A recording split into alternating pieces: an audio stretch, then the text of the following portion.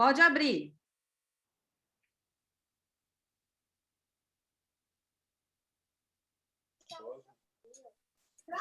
A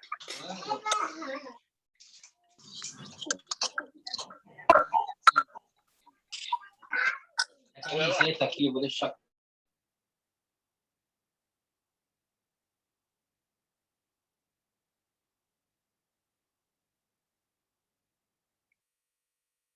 Boa noite, gente. Boa noite. Boa noite. Boa noite. Turminha toda aí. Queria agradecer primeiro, vou deixar um tempinho aqui, um minutinho só para o pessoal acabar de entrar. Depois eu vou desativar o som de todo mundo e aí eu ativo o meu novamente, tá? Queria muito agradecer, começar agradecendo com esse tanto de gente aqui que fez a inscrição para entrar na aula, fiquei super feliz. Preparei com muito carinho mesmo essas duas aulas. A primeira aula é hoje sobre anatomia mesmo aplicada. A gente vai discutir algumas coisas, alguns pontos que estão relacionados com a anatomia e o tipo de tratamento que a gente pode oferecer, né? E amanhã que nós vamos falar a respeito do tratamento, assim, do que a gente tem que tomar cuidado no tratamento no sexo masculino, tá? Então, eu coloquei algumas coisas, assim, algumas diferenças, desde aplicação de produtos e tratamentos, e mesmo a parte cirúrgica, tá? Eu também coloquei da parte cirúrgica algumas peculiaridades do sexo masculino, tá? Então, agradeço muito aí a presença de todos, espero que todos aproveitem. Eu queria só pedir para todo mundo ter cuidado com os microfones, porque realmente é uma reunião, né? Então, está aberto aqui para todo mundo. Mas eu quero também que vocês fiquem bem à vontade, pode ir escrevendo aí no bate-papo, no chat, né, as perguntas, que depois no final eu respondo. E se no final também a gente estiver tranquilo, alguém quiser levantar a mão, fazer mesmo a pergunta, a gente vê e faz isso também, tá? Então, queria muito, muito agradecer a todos vocês, tá? Então, ó, são 8h03, eu costumo ser bem pontual, tá, nas minhas coisas, então eu acho que eu vou começar e qualquer coisa aí vocês também me interrompam, tá? Então, vamos lá. Vou compartilhar minha tela.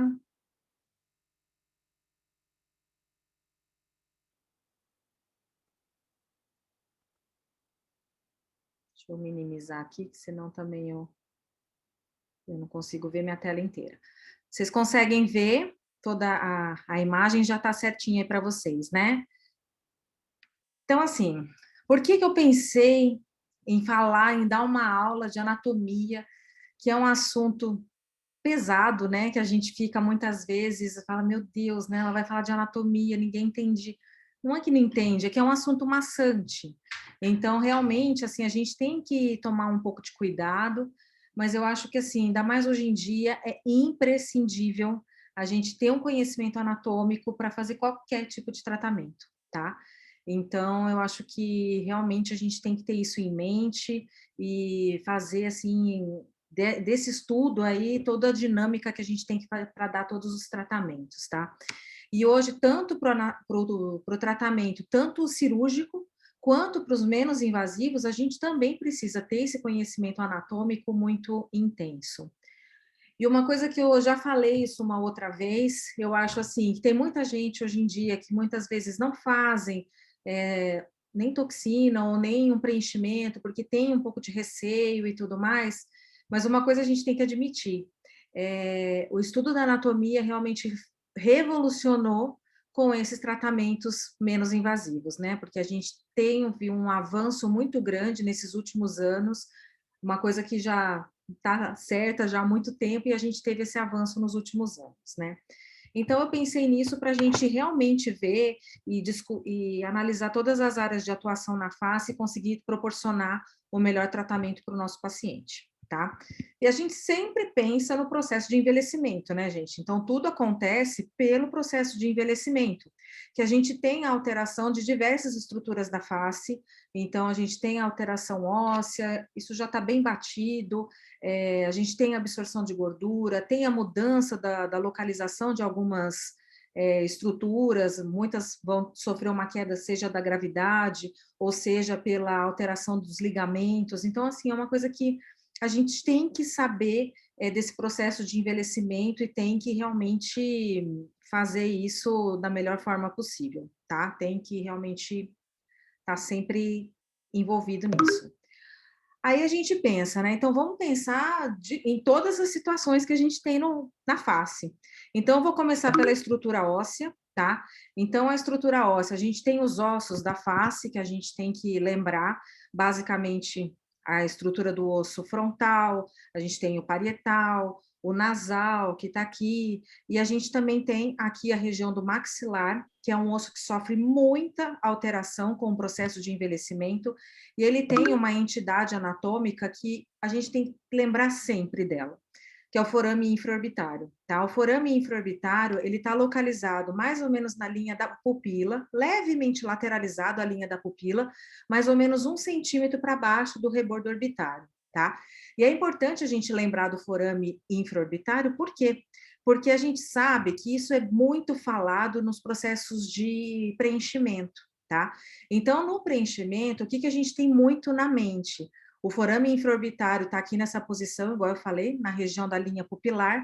O que é preconizado hoje em dia? Lateralmente ao forame infraorbitário, a gente pode fazer preenchedor tanto com agulha quanto com a cânula. Então, isso varia de acordo com o que o paciente necessita, se a gente tem que fazer uma aplicação mais profunda ou se vai ser uma aplicação para dar um pouco mais de volume. Então, isso tem que ser abordado dessa forma.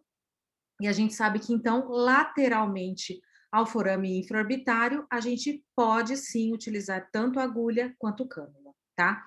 Medialmente ao forame infraorbitário, é preconizado somente o uso de cânula, tá? Então, sempre a gente vai pensar no uso de cânula para esse tipo de tratamento.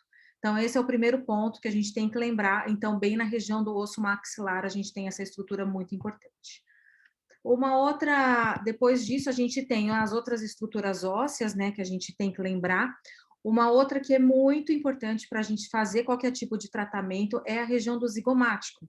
Então, aqui a gente tem a estrutura do zigomático, e nessa região a gente tem a proeminência do zigomático, tá? Que hoje em dia a gente não pensa em falar assim, em estrutura de face se a gente não lembrar dessa proeminência do zigomático. Então, a gente faz realmente os pontos de preenchedor, geralmente a gente começa por essa região.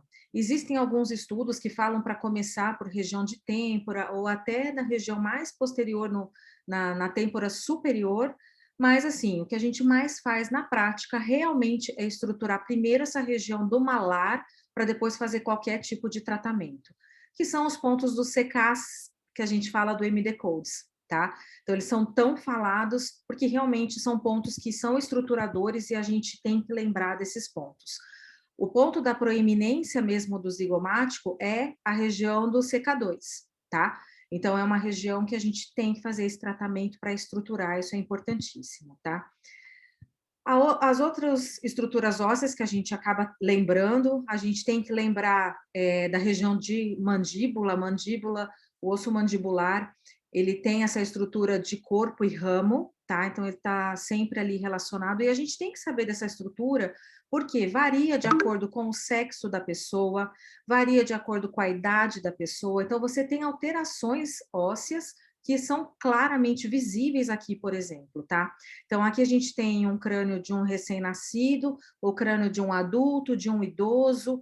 É muito fácil a gente perceber, quando a gente olha o adulto e o idoso, a diferença que tem, por exemplo, na estrutura da órbita. Então, você tem realmente um aumento, um alargamento muito grande da cavidade orbitária, você tem uma absorção intensa aqui nessa região maxilar, e uma absorção muito grande também aqui na região mandibular. Então, são essas realmente as alterações ósseas mais importantes que a gente tem, tá?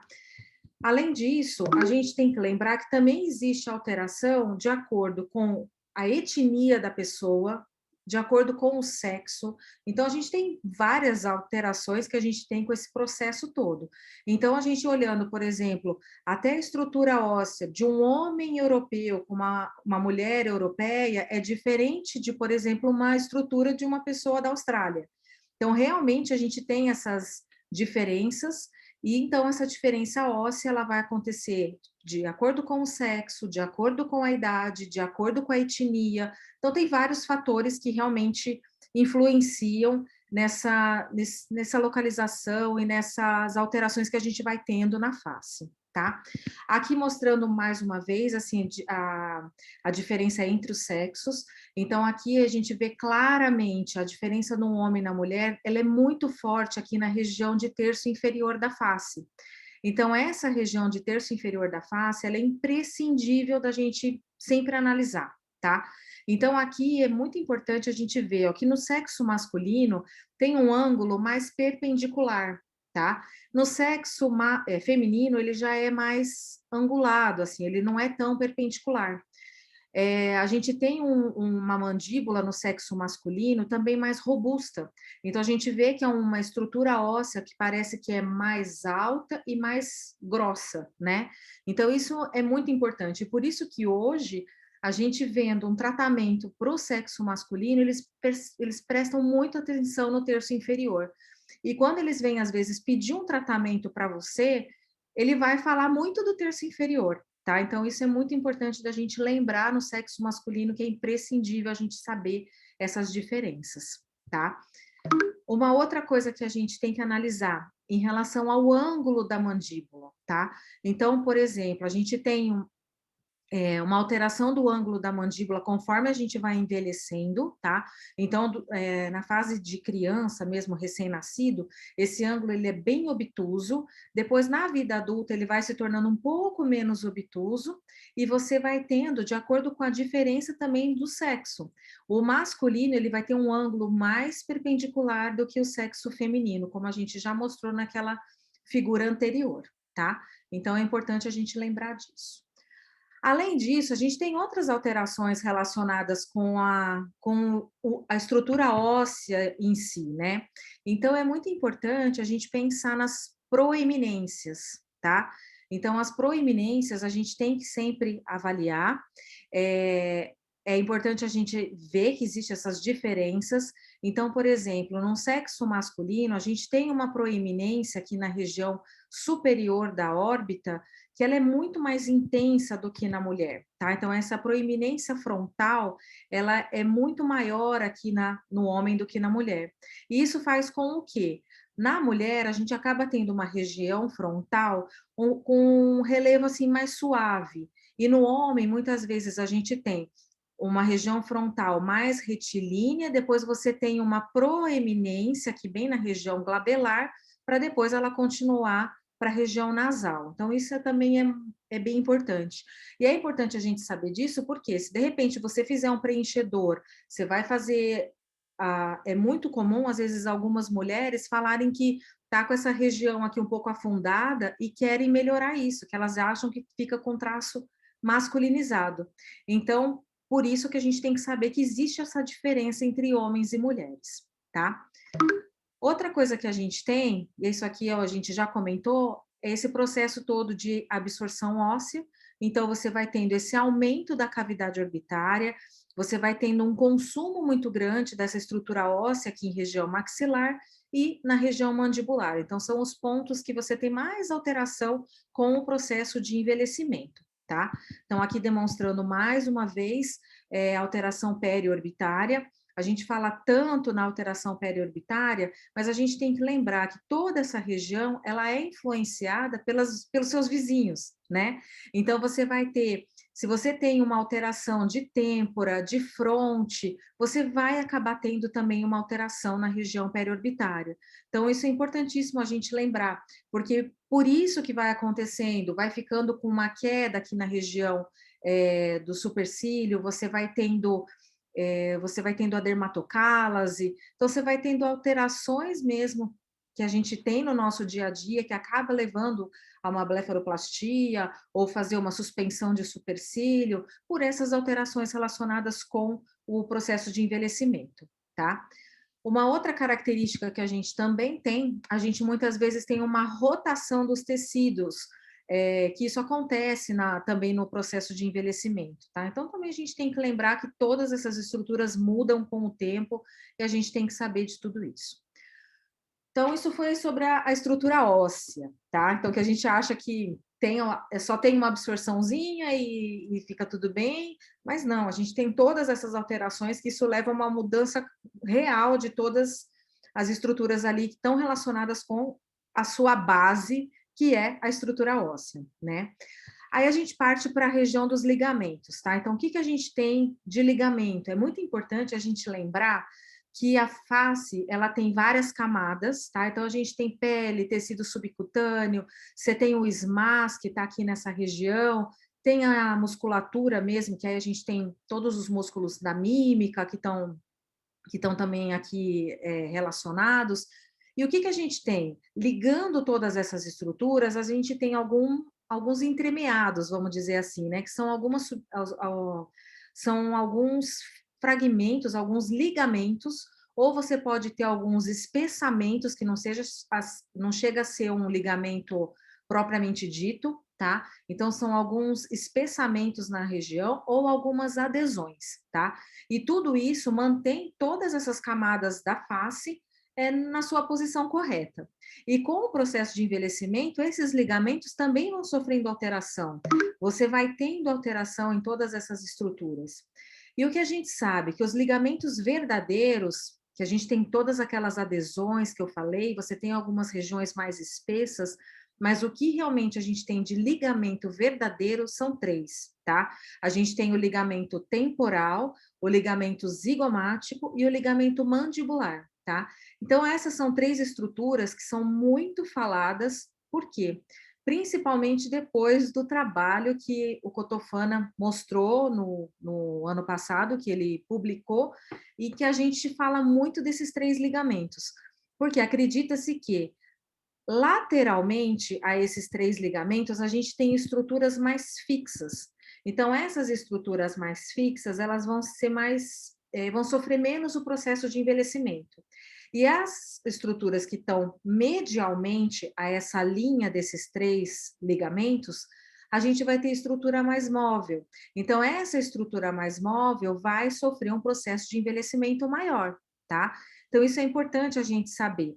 E muitas vezes, algumas pessoas acabam sempre preconizando o uso de preenchedor, primeiramente nessa região lateral, a essa linha dos ligamentos, permitir ter um lifting dessa região, para depois você fazer o preenchimento nessa região medial, tá? Amanhã vai ter uma aula do André Brás, que vai até competir no horário da minha, mas ele fala o contrário, tá? Então, ele fala que ele preenche primeiro a região medial, para depois ele preencher a lateral. Só que, assim, eu acho que na prática, a gente acabou realmente percebendo que é melhor você fazer realmente a estruturação da face primeiro. Então, assim, eu gosto muito da técnica do André Brás, mas nesse ponto eu acho que realmente é fundamental a gente estruturar antes de fazer o refinamento com o uso dos preenchedores, tá? Então, eu realmente sigo essa linha de primeiro estruturar e depois partir para um refinamento com o uso dos preenchedores, tá?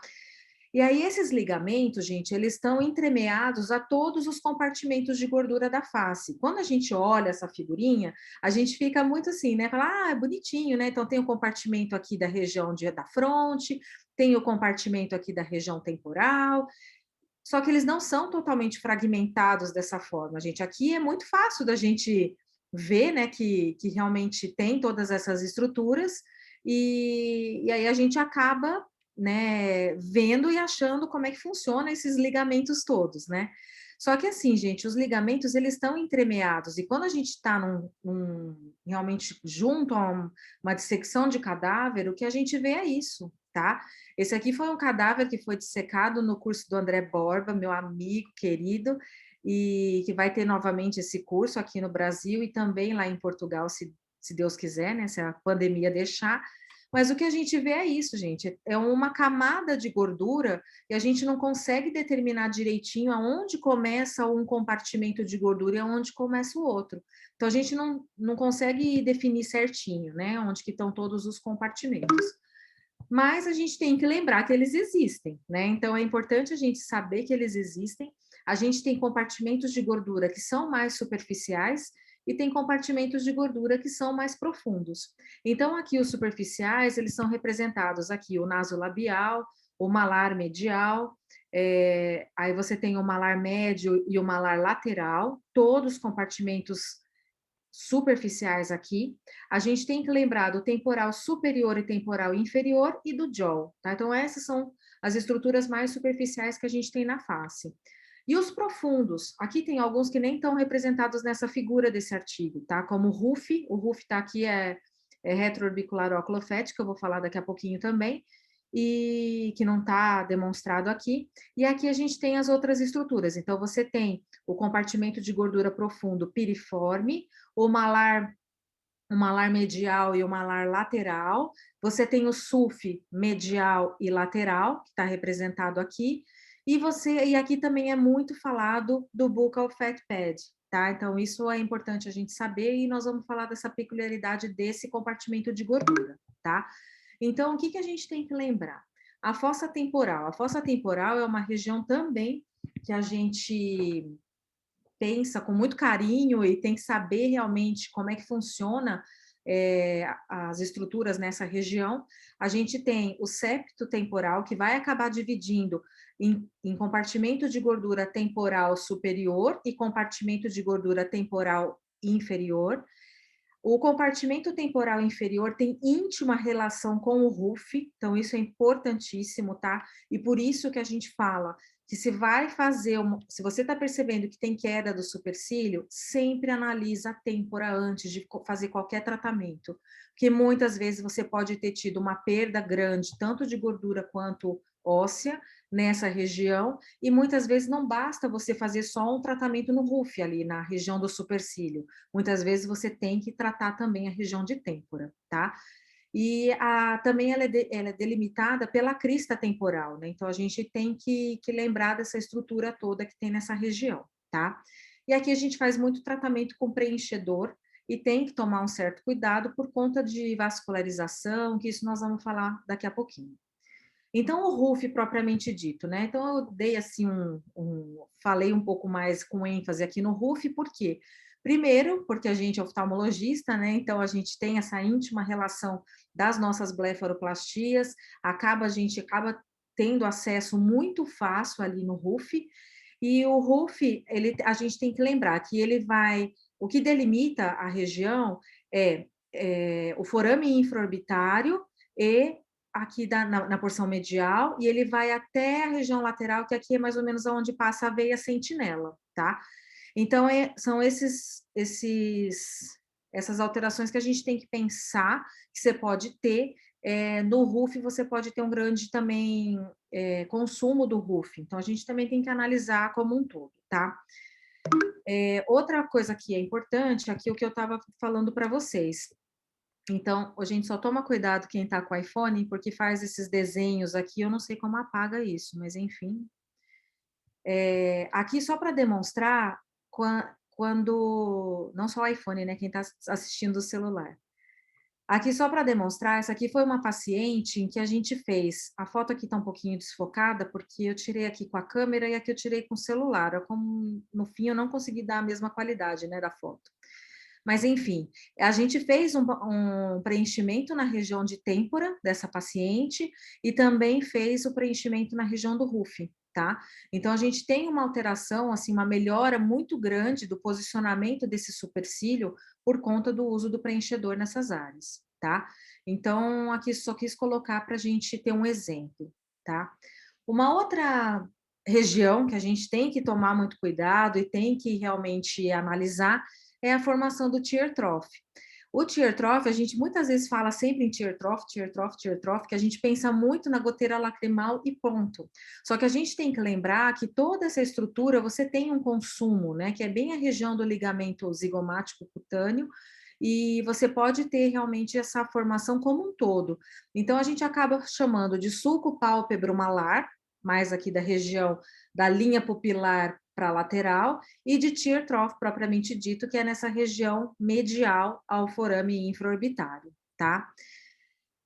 O ligamento zigomático, ligamento zigomático cutâneo, ele é o grande sustentador aqui dessa região, e a gente tem que lembrar, assim, que existe uma íntima relação desse ligamento zigomático cutâneo com todo o terço médio da face. Então, se você tem alguma alteração nesse ligamento com o processo de envelhecimento, muitas vezes acaba desabando esse terço médio da face. Então, a gente acaba percebendo que tem muito essas alterações. E quando você tem esse desabamento aqui da região do terço, do ligamento zigomático cutâneo, né, que desaba esse terço médio da face, a gente muitas vezes pode se deparar com queda do malar, pacientes com vetor negativo, que isso são coisas que a gente tem que analisar para fazer uma boa blefaroplastia, tá? E uma outra coisa que a gente acaba vendo nesses casos é que se a gente fizer um preenchimento, muitas vezes, nessa região aqui do CK3, que é bem lateral ao forame infraorbitário, a gente consegue dar uma sustentada nessa região e consegue muitas vezes depois precisar fazer menos preenchedor em outras áreas. Então, é importante a gente também saber que isso acontece, né? Que a gente tem esse desabamento e dá para a gente tratar, tanto com cirurgia, como também pode tratar com, por exemplo, um preenchimento aqui nessa região de CK3, tá? Aqui é uma representação, esse aqui é um artigo que eu gosto muito, que também é do Cotofana, né? Vocês já viram que eu sou fã dele mesmo, então, assim, eu gosto muito, e esse artigo eu gosto demais, que ele mostra muito essa relação da nossa pálpebra inferior com o terço médio da face, tá? Então, é importante a gente saber que existe toda essa relação aí, essa continuação dos tecidos. E aqui ele faz uma representação bem bacana, que a gente tem, né, a representação do ligamento ligamento retentor da órbita, né, que é o que a gente tem aqui nessa região, e aqui o ligamento zigomático cutâneo, né? E aí toda essa estrutura aqui, gente, nada mais é do que o nosso sulfe. E aí você está tendo uma queda aqui dessa região, e isso que vai provocar essas alterações todas que a gente acaba tendo em terço médio, né? Então, aqui ele é bem representado, aquela dupla corcova que muitas vezes a gente acaba vendo nos pacientes, é puramente por você ter essa frouxidão nesses dois ligamentos e queda do tecido que está naquela região. Então, esse artigo é bem bacana. Aqui, só para mostrar, então, em relação à junção pálpebro-malar, como eu falei, ela não é só aqui na região do tear trough, ela é em continuidade aqui em toda essa região, e aí tem realmente o tear trough, que a gente acaba muitas vezes até classificando o tear trough de acordo com o seu tamanho, profundidade, o que a gente consegue ver em relação a toda essa alteração nessa região da face, tá? Aqui só para mostrar mais uma figura para vocês em relação ao RUF e ao SUF, que a gente tem tratamentos diversos dentro da nossa prática, né, do dia a dia, a gente tem esses tratamentos e consegue melhorar muito, agindo muitas vezes nessas duas estruturas, tá? Então, a gente tem que saber reconhecer e muitas vezes tem que ver que melhor tratamento que a gente pode oferecer agindo nessas estruturas, tá? Aqui uma outra coisa que eu já falei, então é só para vocês relembrarem, que é muito comum a gente ter, né, a frouxidão aqui da região temporal, e por isso que você pode ter uma queda aqui do supercílio. Então, antes da gente sair fazendo qualquer tratamento para elevar esse supercílio, é importante a gente saber se existe estrutura para você ter de apoio, né? Então, é importante a gente sempre avaliar isso.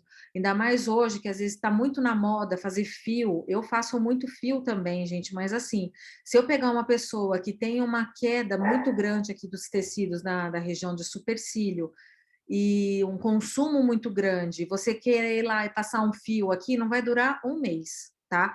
Então, a gente tem que saber que ela tem que estar com uma estrutura bacana para você poder oferecer um tratamento mais adequado para ela, tá? Então, o paciente, a gente tem que saber disso. E aqui eu resolvi colocar o Buccal Fat Pad, porque a gente tem que lembrar do seguinte, né? Existe esse compartimento de gordura, o buccal fat pad, ele está intimamente relacionado com o compartimento de gordura temporal, tá? E esse compartimento de gordura temporal, ele vai sair aqui da região da têmpora, passa por baixo do nosso zigomático e vai cair aqui embaixo, bem no terço inferior, né, da face. Isso é importante por quê? Porque realmente é essa gordura que o pessoal retira nos casos de bichectomia para deixar o rosto um pouco mais fino, tá? Então, esse é um tipo de alteração que a gente pode ter. E, além disso, é muito importante a gente lembrar o seguinte, que se você, às vezes, fizer um preenchimento numa região errada, por exemplo, você faz na região, você quer preencher a têmpora, mas você faz numa região muito inferior, muito próximo aqui à região do zigomático, muitas vezes você está colocando um produto aqui na região temporal, mas ele está migrando para a região do buccal fat pad. Então, isso é imprescindível da gente saber, e a gente tem que saber o local correto para poder fazer um preenchimento de têmpora, tá? Então, normalmente a gente faz um preenchimento mais superior, e aí isso dá um melhor resultado nos nossos tratamentos, e além disso, você não tem esse risco de repente, ter a gordura do produto ir lá para o buccal fat pad, tá? Além desse fato de você ter essa possibilidade de migração de produto da têmpora Adriano, para o buccal fat pad, é importante a gente lembrar que também nessa região acaba emergindo as artérias temporais. Então, aqui é muito importante a gente saber disso, gente, que é bem aqui, ó, bem na região do zigomático, que a gente tem a artéria carótida externa, que vai depois Adriano, ramificar e vai... Podia ver aí quem é que está com o microfone aberto e fechar para mim, tá? Estou dando um recadinho aqui. E aí aqui você tem a carótida externa, bem próxima aqui da região do zigomático, você vai ter a ramificação em artéria temporal superficial, que é uma continuação da carótida externa, e a artéria temporal profunda, tá? Então, nessa região, você tem essa bifurcação. Então, é também imprescindível a gente saber disso e também evitar fazer os tratamentos nessa região bem próximas ao osso zigomático, tá? Para terminar essa parte de compartimentos de gordura, vou falar também um pouquinho do jaw, tá? Porque cada vez está sendo mais procurado e a gente, como está fazendo um tratamento mais global da face, está chegando muito para a gente. Eu dei um curso agora, um hands-on, nós fizemos um hands-on de fios e bioestimuladores nesse final de semana que passou. E, gente, você pergunta para o paciente, o que te incomoda? Todo mundo fala do jaw. Então, é uma região que está chegando muito para a gente e a gente está tendo que aprender a tratar também e dar um bom tratamento para essa região, tá? Então, aqui o jaw, a gente tem também, né, um ligamento aqui, um ligamento mandibular, e ele vai subdividir, né, a gordura que vai estar aqui do jaw com a região submandibular. E aí, com o processo de envelhecimento, você vai tendo muitas vezes uma absorção dessa gordura, essa região que é chamada de malar inferior. Então, a gente vai tendo uma absorção desse tecido e a bolsa da gravidade vai aumentando porque ela vai sofrendo a queda por gravidade. Então, você tem a absorção de um lado e você tem a queda e o aumento do outro lado. Mais uma vez, por isso que eu sou completamente contra a bichectomia, tá? Porque é a primeira região que depois, com o processo de envelhecimento, a gente vai sofrer uma grande perda de volume, tá? E aí tem muita gente já tirando agora, né? Então, realmente, eu sou bem contra isso. Então, agora a gente vai passar para a parte da musculatura, tá? A musculatura já é um pouco mais do nosso dia a dia, que a gente faz muita toxina, né? Então, os músculos o pessoal tem mais na cabeça, né? Mas a gente tem que lembrar que o estudo da musculatura da face é imprescindível também para a gente oferecer um bom tratamento. A gente tem que saber todas as ações dos músculos, quem age a favor de quem é contra qual músculo, então quais são os músculos antagonistas e quais são os músculos sinergistas. Isso é muito importante da gente saber, tá? Aqui uma representação da musculatura numa posição oblíqua, né, que a gente consegue ver também bem legal. E a gente tem que lembrar que todos esses músculos aqui da face, ele tem uma íntima relação com o SMAS, tá? Então, por que eu tô falando disso? Por que a gente tem que falar do SMAS?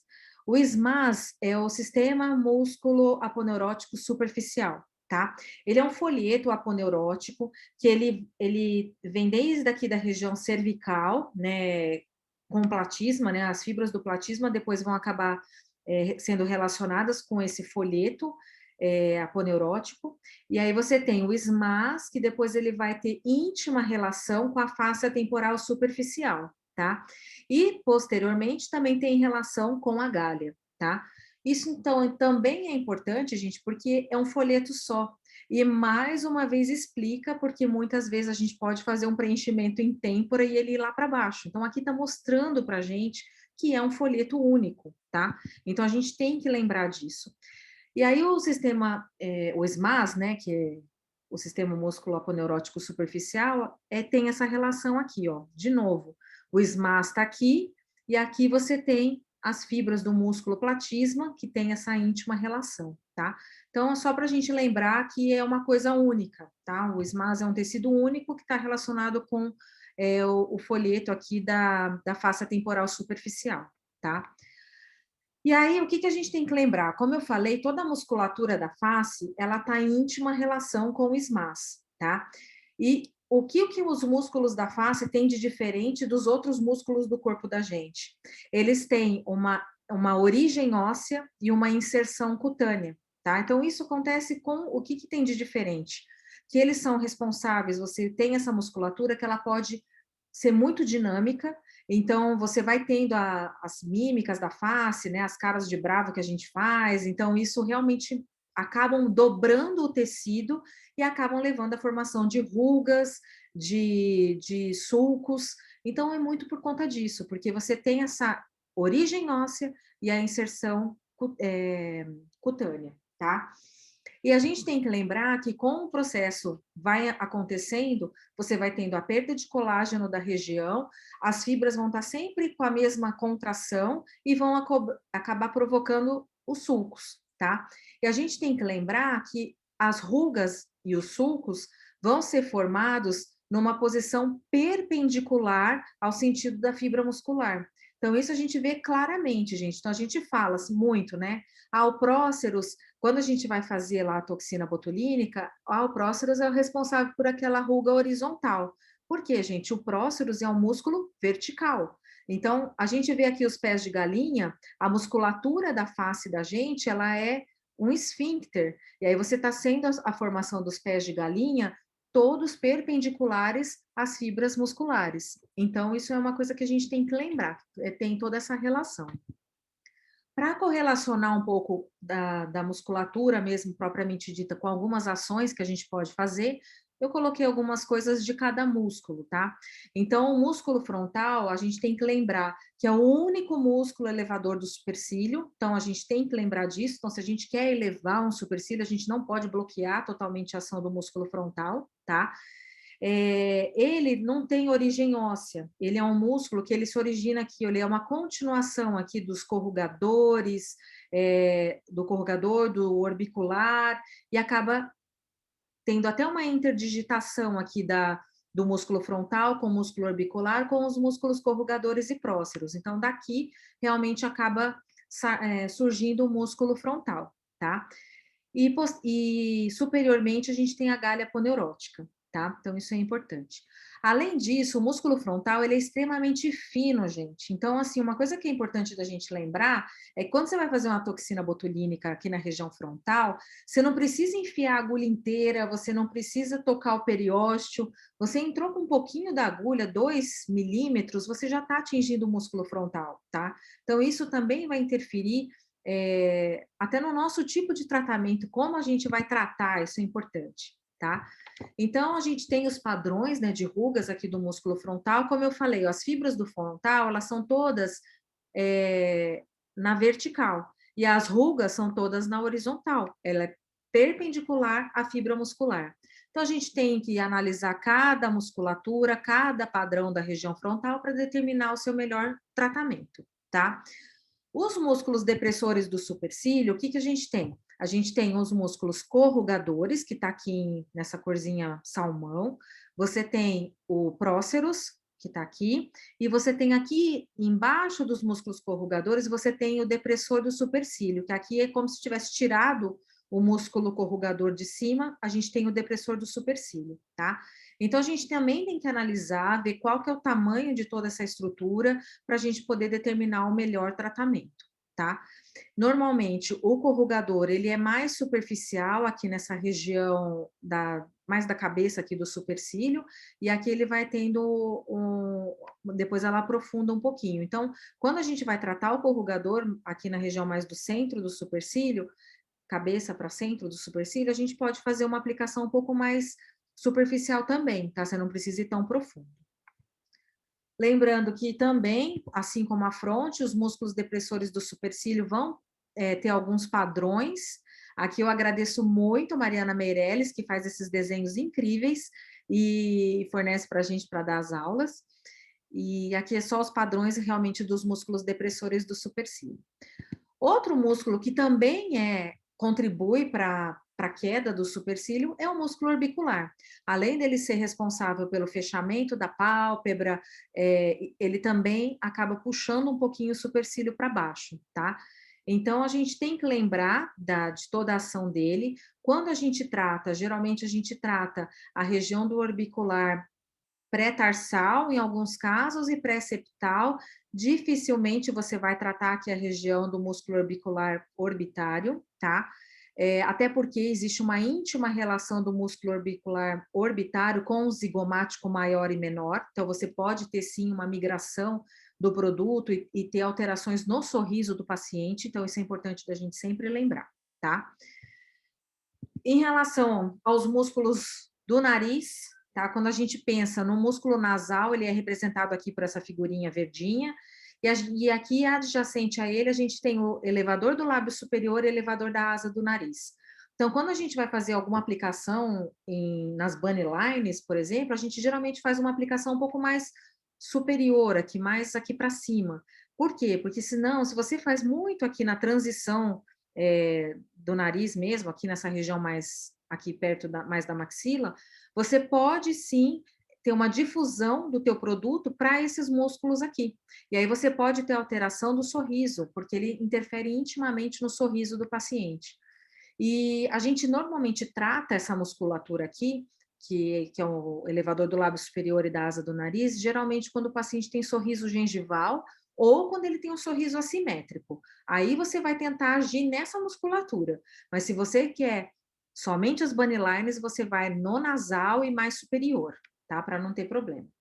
E quando a gente pensa nos músculos mais do sorriso mesmo, a gente pensa no risório, que está aqui, no zigomático maior, zigomático menor, tá? Então, essa é a musculatura que a gente tem, e hoje em dia, por isso que a gente antes falava muito para a gente assim, olha, você quer melhorar o depressor do ângulo da boca? Faz um pontinho de botox bem aqui, ó, do lado da comissura labial. Gente, dava assimetria em todo mundo. Por quê? Aqui você tem a junção de praticamente três músculos. Você tem o zigomático maior, o risório e o depressor do ângulo da boca, que é esse verdinho aqui embaixo. Então, hoje em dia, isso é abominado. Você não faz nunca aqui no depressor do ângulo da boca nessa região. Você vai tentar fazer aonde ele está mais isolado. Aonde ele está mais isolado é aqui nessa porção lateral e inferior do músculo, tá? Então, normalmente, quando a gente quer agir no músculo depressor do ângulo da boca, a gente vai fazer um ponto lateral à linha da marionete da gente. Então, você faz aqui, bem na região da linha mandibular, e você faz lateral à linha da marionete, tá? E também, por que você faz lateral à linha da marionete? Para também não ter relação com o músculo depressor do lábio inferior, que é esse músculo aqui em cor-de-rosa. Então, se você faz mais medial, você pode ter algumas fibras do depressor do lábio inferior e provocar também uma simetria do sorriso do paciente, tá? O músculo mentual, que é esse roxinho que a gente tem aqui, ele é responsável pelo quê? Ele é responsável, muitas vezes, pelo encurtamento aqui da região do mento tá? Então, ele dá esse aspecto encurtado e ele dá um aspecto empedorrângico, aqueles furinhos que a gente pode ter aqui na região do mento, tá? E quando você faz a aplicação, você também tenta fazer mais medial. Você vai traçar uma linha média, vai fazer os pontos aqui nessa região medial, para você também pegar o músculo na posição que ele está mais isolado, tá? Então, é isso que a gente acaba fazendo. As bandas platismais também são uma musculatura de muita importância e hoje em dia está sendo muito falado, porque antes não se falava em toxina botulínica em terço inferior da face, só falava ali da região do lábio, do depressor do ângulo da boca, e nada mais do que isso. Só que hoje a gente muitas vezes acaba falando também do platisma, por quê? Porque aqui no platisma, gente, ele acaba puxando as fibras do platisma, acaba puxando a estrutura mandibular para baixo. Então, por isso que é muito preconizado você utilizar a toxina botulínica em alguns casos para melhorar o contorno do terço inferior da face, tá? Então, isso é uma das coisas que a gente tem. Então, assim, para a gente dar um bom tratamento, você tem que entender toda essa dinâmica muscular, tá? Quem puxa para cima, quem puxa para baixo. Então, você tem que ter essa figura em mente para poder dar um melhor tratamento para o paciente, tá?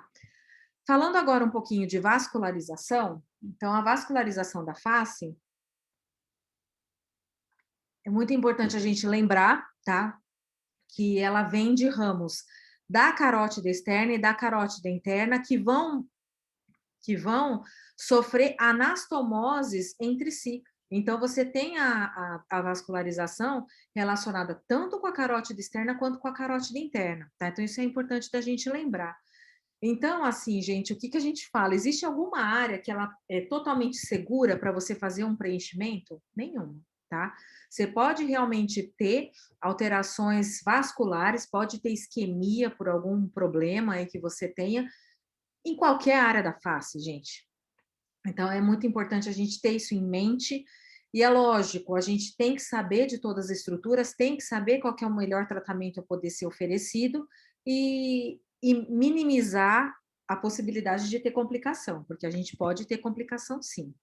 Então, quando a gente pensa na vascularização do terço superior da face, em quem que a gente acaba lembrando muito, né, gente? A gente lembra da artéria supratroclear e da artéria supraorbital. Então, a gente lembra muito dessas duas entidades, tá?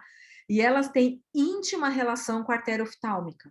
Então, por isso que a gente tem essa área glabelar, gente, é uma área de risco importantíssimo para a gente ter embolia e poder ter cegueira pós-preenchimento, tá? Porque essas artérias, elas têm íntima relação com a artéria oftálmica, tá?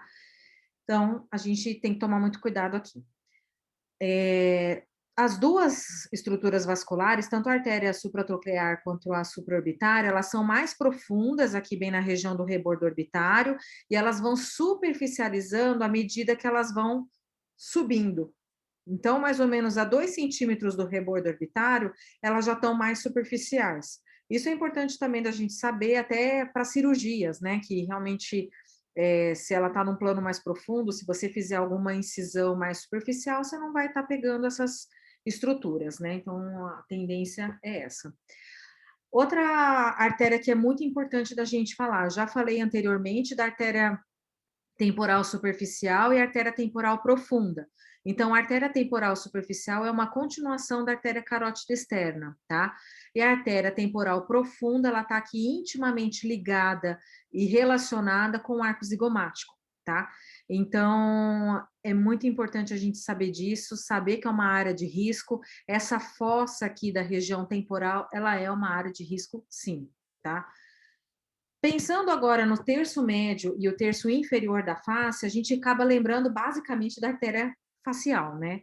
Então, a artéria facial, ela é um ramo da artéria carótida interna e ela tem íntima relação com o músculo masseter, que é essa musculatura aqui. Então, logo na frente do masseter, a gente tem, bem aqui na linha mandibular, o início aqui da artéria facial. Ela tem esse caminho aqui todo tortuoso, tá? Então, isso é característico dela. E a veia facial é essa aqui, ó, que ela tem esse caminho mais retilíneo. E a artéria facial, quando ela vai dando esse caminho, ela vai depois dando as suas ramificações, tá? Que isso a gente tem que lembrar que existem as ramificações da artéria facial. Então, a gente tem o ramo labial inferior, o ramo labial superior, o ramo alar aqui na região do nariz. Todas elas vão ser alguns ramos da artéria facial, são vasos calibrosos, sim, e você pode ter, sim, problema com essas estruturas anatômicas na hora de fazer um preenchimento, tá? Além disso, a artéria facial, conforme ela vai subindo, ela continua como artéria angular, né, que é muito conhecida da gente também. E aqui a gente tem uma representação dessa artéria angular, né, que aqui, ó, a gente tem a representação da artéria angular, aqui bem na região do nariz, e ela vai ter íntima relação também com a artéria oftálmica.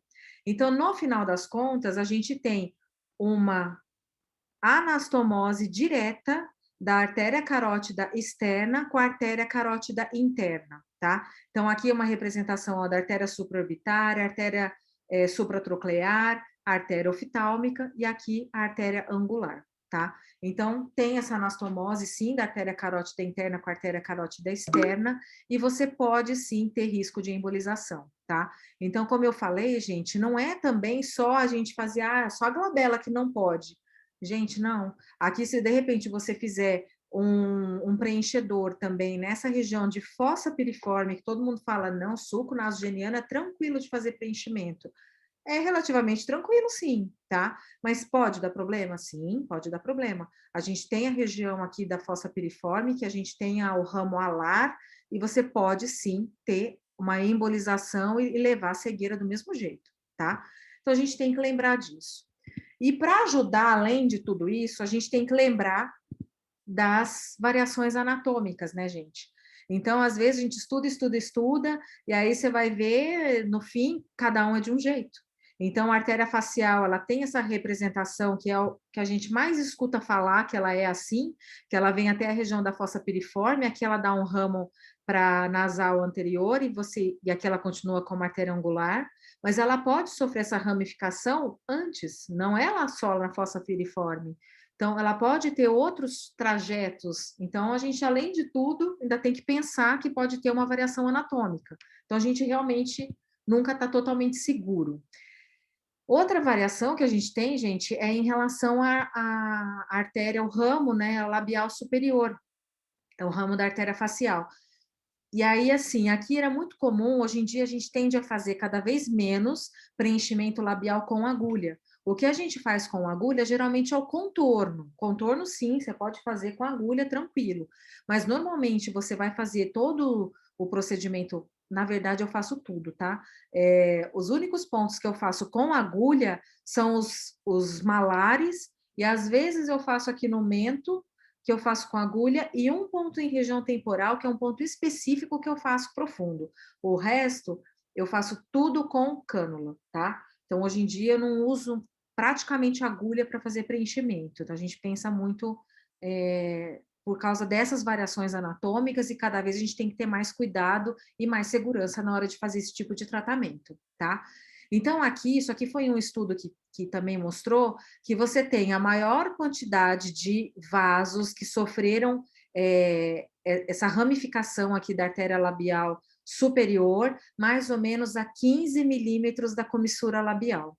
Então, essa é uma região, 15 milímetros para fora aqui da comissura labial, você evita ao máximo de usar agulha, tá? Então, isso é importantíssimo também da gente falar. Aqui o que eu estava comentando, gente, por exemplo, a fossa piriforme tem íntima relação a artéria facial com o ramo alar aqui, que sai da artéria facial. Então, se de repente você faz um preenchimento aqui nessa região, você pode sim provocar uma isquemia aqui nessa região. Então, a gente tem que lembrar disso, tá? E o ramo alar, na região da fossa piriforme, ele é um pouco mais superficial. Então, por isso, que se você vai fazer um preenchimento na fossa piriforme, você vai fazer com agulha só se você estiver lá no periósteo, tá? Eu faço, às vezes, sim, quando é muito profundo, eu faço um bolos lá no periósteo com agulha. Superficial, jamais, tá? Porque senão você pode, sim, ter necrose dessa região. Aqui, uma outra relação que a gente acaba falando, gente, a linha da marionete. A linha da marionete, você vai falar assim, não, é uma outra região muito tranquila. A gente também tem que lembrar que aqui existe o ramo labial inferior, que também está bem localizado nessa região da linha da marionete. Então, é aquilo que eu comentei, gente, não existe uma região que é totalmente segura para a gente fazer o tratamento tranquilamente, a gente tem que saber que tem todas essas alterações. Em relação à inervação da face, tá? A inervação sensitiva da face é pelo nervo trigêmeo, tem os seus 3 ramos que a gente já conhece bem, que é o ramo oftálmico, maxilar e o mandibular. Aqui está a representação da área que ela tem essa ação, né? Então, só para a gente lembrar do nervo trigêmeo. A gente tem que lembrar do músculo do nervo oculomotor, que é o terceiro nervo, que é o responsável pela inervação do nosso músculo levantador da pálpebra superior, tá? E tem outras relações nos músculos oculares extrínsecos, mas eu estou falando mais em relação aos músculos da face, propriamente dito. E a gente tem que lembrar, lógico, do nosso nervo facial, tá? Então, o nervo facial é realmente o responsável por quase que totalidade mesmo da inervação motora da face. Então, quase um sinônimo. Você pensa em inervação motora, você pensa em nervo facial. E o nervo facial, quando ele emerge aqui da base do crânio, ele vai sofrer uma divisão dentro ali da parótida, tá? Da estrutura da parótida, você vai ter a divisão em tronco, você vai ter o tronco temporofacial e o tronco cérvico-facial, tá? Então, você tem esse tronco aqui e esse tronco aqui. E aqui a gente tem a representação deles. O tronco temporofacial, ele vai dar ainda outros ramos. Você vai ter o ramo temporal, o ramo zigomático e algumas fibras algumas fibras bucais. O tronco cérvico-facial, ele vai dar algumas fibras bucais, o ramo mandibular e o ramo cervical, tá? Então, isso é só para a gente lembrar. Aqui a gente tem uma imagem que mostra bem aqui a glândula parótida e as ramificações todas. Aqui é o ramo temporal, o bucal, o zigomático. Então, a gente tem as estruturas aqui do nervo facial. E aqui eu coloquei um videozinho, gente, para a gente lembrar um pouco também dessa região temporal, porque a gente lembra muito do nervo facial, a gente tem aquele medo, muitas vezes, na hora de fazer alguma suspensão de supercílio, a hora que está chegando aqui nessa região, você fala, meu Deus, o nervo facial está superior, está inferior aonde eu estou. É sempre uma área que dá essa certa insegurança, né? Então, assim, pensando nas camadas, a gente tem a pele, o tecido celular subcutâneo, e aí você vai ter a face temporal superficial, que é aquela face que eu falei que tem íntima relação com o buccal fat pad, tá? Que tem aquela relação com o SMAS, tá? E aqui nessa região da face temporal superficial, que a gente vai encontrar os ramos do nervo facial, tá? Então, os ramos do nervo facial estão em íntima relação com a fáscia temporal superficial, tá?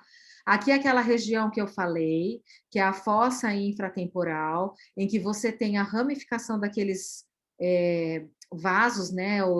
As artérias temporais profundas que estão nessa região, tá? Então, você tem que tomar muito cuidado aqui nessa região.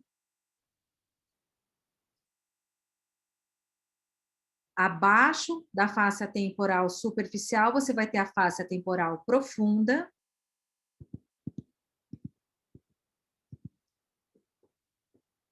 E a face temporal profunda é que está intimamente relacionada com o músculo temporal, tá? Então, a gente tem que lembrar que nessa região de têmpora, as fibras do nervo facial estão em nível mais superficial, próximo à face temporal superficial, tá? E aqui a estrutura óssea propriamente dita. E por último, assim, só alguns toques que a gente tem que ter em relação às cirurgias, né? Porque a gente pensa muito na anatomia palpebral. Hoje em dia a gente não pode mais ficar só na pálpebra, gente. Por isso que a gente falou da estrutura toda anatômica da face, tá? Porque o oftalmologista não fica mais agora só pensando em anatomia da pálpebra. A gente tem que saber das estruturas da pálpebra, tem que lembrar que a pálpebra superior tem 2 bolsões de gordura, inferior tem 3, mas a gente tem que ter esse conhecimento amplo da face, tá? Para você oferecer o melhor tratamento para o paciente, tá? Aqui, então, eu só coloquei umas figurinhas para a gente relembrar as bolsas de gordura, medial e central. A lateral não existe, aqui a gente tem a glândula lacrimal, né? Então, a íntima relação da glândula lacrimal aqui nessa região. Temos que lembrar na pálpebra superior, o músculo levantador da pálpebra superior tem íntima relação também com o músculo, principalmente o músculo reto superior, então a gente tem que lembrar disso. Lembrar do músculo de Miller, né, que está abaixo do músculo levantador da pálpebra, e embaixo dele tem a conjuntiva, que são praticamente um tecido único, né, que é bem, tem uma íntima relação também, até difícil de você separar um do outro, tá? Na pálpebra inferior, a gente lembra dos 3 bolsões de gordura, e o mais importante é a gente lembrar esses bolsões de gordura, são 3, aqui a gente está abrindo o septo, esse aqui também foi lá do curso de Portugal, do André, e aqui eu estava dissecando a pálpebra inferior, liberando mesmo os bolsões de gordura, abrindo todo o septo, aqui a gente tem o bolsão de gordura, o medial, o central está aqui, está meio bagunçado aqui, né? Ele está meio já solto, e lá o lateral. E o importante da gente lembrar, gente, e aqui ficou muito bonito da gente ver, é o músculo oblíquo, que está aqui, ó, que nós vamos até pescar o músculo oblíquo aqui. Então, realmente ele existe, né? A gente já vê muito em cirurgia, mas tem gente que até hoje duvida que ele está aí, ó. Então, aqui, ó, olha o tamanho desse músculo, tá? Então, quando a gente faz uma incisão em transconjuntival, principalmente, a gente pode ter lesão desse músculo, pode, por excesso de cautério, também provocar, às vezes, alguma alteração dessa musculatura, tá? Então, é isso, gente. Então, eu quis falar de tudo isso, porque hoje em dia a gente tem que ter muito essa imagem na nossa mente, né? Que a gente não tem um único... A gente só não olha para os olhos, a gente tem que olhar para a face como um todo. Então, se eu olho para uma paciente, eu olho para a têmpora, se está consumida ou não. Eu tenho que analisar como é que está a posição desse supercílio. O SUF está na posição correta? Tem um vetor negativo? Tem um tear trough que está muito profundo, que aí eu vou fazer um processo cirúrgico com uma transposição de gordura. Então, eu tenho que olhar como um todo, tá? Então, a gente vai pensar nos tratamentos, a gente tem que olhar tudo, gente. O paciente tem pitose, a gente tem que realmente analisar a face como um todo, e a gente não fica mais só nessa área periocular, a gente tem que analisar como um todo, tá? Então, era isso. Eu espero que vocês tenham aproveitado, espero que não tenha sido muito maçante eu falar de anatomia, mas eu tentei relacionar bastante as estruturas, e aqui eu estou convidando vocês também para participar do meu curso de imersão em oculoplástica. Eu gosto muito desse estilo de aula, então quem me conhece sabe que eu dou mais ou menos aula assim, que eu tento relacionar as coisas todas, né? Eu acho que isso é realmente importante para a gente entender o porquê que a gente está estudando aquilo, né? Então, eu acho que isso é importante. E esse ano o curso vai ter 8 módulos, e vai começar no dia 29 de março, vai até o nosso dia 22 de abril, então vai ser quase um mês de imersão, e a gente vai ter todos esses módulos, tem participação de dermatologista, cirurgião plástico, para agregar com a gente também no nosso dia a dia, aí, porque eles também acrescentam muita coisa, né? Alguém quiser fazer alguma pergunta, eu não sei, eu vou olhar o chat aqui agora, porque eu não vi. Se alguém fez pergunta, vou olhar agora. Deixa eu só minimizar isso aqui, para eu poder ver o... Agradeço muito, tem muitos elogios aqui, bonitinhos. Aqui, a Juliana Teles está me perguntando se quando a gente preencher o CK1, também pode ter migração do produto para o Buccal Fat Pad. Normalmente não, tá? Porque aqui você está realmente na estrutura óssea, a gente tem que lembrar que a relação do Buccal Fat Pad com a região da têmpora passa por baixo do zigomático. E quando a gente está fazendo a aplicação no CK1, a gente está fazendo bem aqui na região da estrutura óssea, bem do zigomático, tá? Aqui estão me perguntando se botox na região do masseter pode afinar o rosto e piorar o jaw. Sim, tá? Até porque a gente tem que fazer uma quantidade muito grande de toxina para você conseguir afinar o rosto nesses pacientes, tá? Então, normalmente, você não vai fazer menos do que 30 unidades de cada lado, para conseguir realmente ter uma melhora, uma diminuição da força do masseter. A gente tem que lembrar que o masseter, gente, é o músculo mais forte que a gente tem no corpo, tá? Então, realmente, para você conseguir afinar, você tem que colocar muita quantidade de produto, tá? E quando você diminui a ação do masseter, você está diminuindo também toda aqui a região do terço inferior e consequentemente, você não vai ter... O ligamento, ele fica muito paralisado, então a tendência dele sofrer frouxidão é muito maior, tá? Aqui uns agradecimentos, eu que agradeço todos vocês e fico muito feliz mesmo.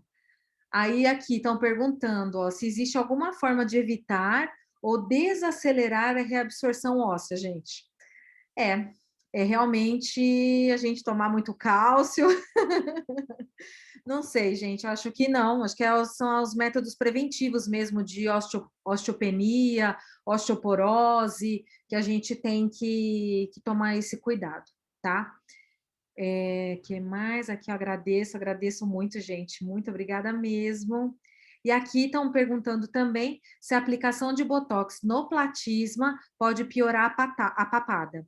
A gente tem que lembrar o seguinte, gente, assim, não vai tender a piorar a papada, porque a gente faz aqui aplicações intradérmicas nessa região aqui do platisma, então não vai ser você diminui um pouquinho a força de contração do platisma, mas a gente não tem uma grande perda da força, tá? Então, é mais bem na região mandibular que a gente faz essa aplicação para terço inferior e para melhorar mesmo o contorno, para não puxar nessa região, e piorar o contorno da face. Tá? Essa aula vai ficar gravada. Gente, eu tenho um canal do YouTube que, na verdade, tem um vídeo lá, tá? Então, assim, eu gravei a aula, assim, e eu vou colocar lá depois no canal do YouTube, só para o pessoal poder ter acesso também, tá? E eu acho que eu realmente estudei muito essa parte de anatomia para conseguir chegar nesse resumo. Eu acho que ficou um resumo até que bom aí, né? E aí, assim, eu agradeço demais e convido vocês para amanhã, novamente, tá nesse mesmo horário, às 8 horas. Eu vou falar das peculiaridades no tratamento no sexo masculino, tá? Também separei algumas coisas bem legais. E conto com vocês também, gente, conto com vocês sempre. Esse monte de recadinhos que eu tenho aqui, ó, só me motiva mais, gente, só me motiva a tentar estudar mais e tentar passar mais para vocês o que eu conseguir, eu vou tentar sempre fazer isso. E eu adoro isso. Então, é isso, gente. Então, eu conto com vocês amanhã. O meu canal do YouTube, eu não lembro o nome direito, só para vocês terem uma ideia, mas depois eu vejo certinho, eu coloco aí em algum lugar para vocês, gente, eu coloco para passar isso para vocês por e-mail, eu mando para vocês por e-mail, tá? E o celular do que eu tenho aqui, que eu deixo muito para a gente ter essas coisas. Meu Deus do céu. Maravilha, gente. Então, eu vou pôr... O canal do YouTube está no Instagram, sim, gente. Está lá no meu link da bio, é isso mesmo. Obrigada por lembrar aqui, a minha xará Ivana aqui também. Então, tem um vídeo do Frontalis que eu coloquei lá, porque muita gente pedia, então eu só criei esse canal para isso, gente, porque eu não tenho nada lá. Então, aí eu vou colocar aqui, então no canal, que lá no meu Instagram tem o endereço, tá bom? Então, a Regina colocou aqui que eu ensino até de domingo à noite. Ai, gente, imagina. Bom, então é isso. Ó, o Edgar já até falou que o canal é Ivana Cardoso Pereira, é o meu nome mesmo, gente, mas depois tem o linkzinho ali no Instagram também, tá bom? Então, agradeço muito vocês, gente, de coração, e a gente se vê, então, amanhã. E se alguém tiver mais alguma dúvida que quiser me mandar também, vocês ficam bem à vontade. O site do curso de imersão, eu vou colocar aqui para todo mundo ver também. Eu vou colocar aqui de novo, peraí, acho que fica melhor. Aqui tem até um QR Code que já cai direto lá, tá? Então, se colocar aí no celular aí de vocês, já cai direto lá, no site, tá? Então, é imersãoemoculoplástica.com.br, tá bom? É a nossa segunda edição, ano passado realmente foi um sucesso e eu tentei aprimorar mais ainda para conseguir dar um melhor resultado aí para vocês. Então, é isso, gente. Mais uma vez, obrigada e até amanhã. Vou encerrar aqui, tá? Até mais.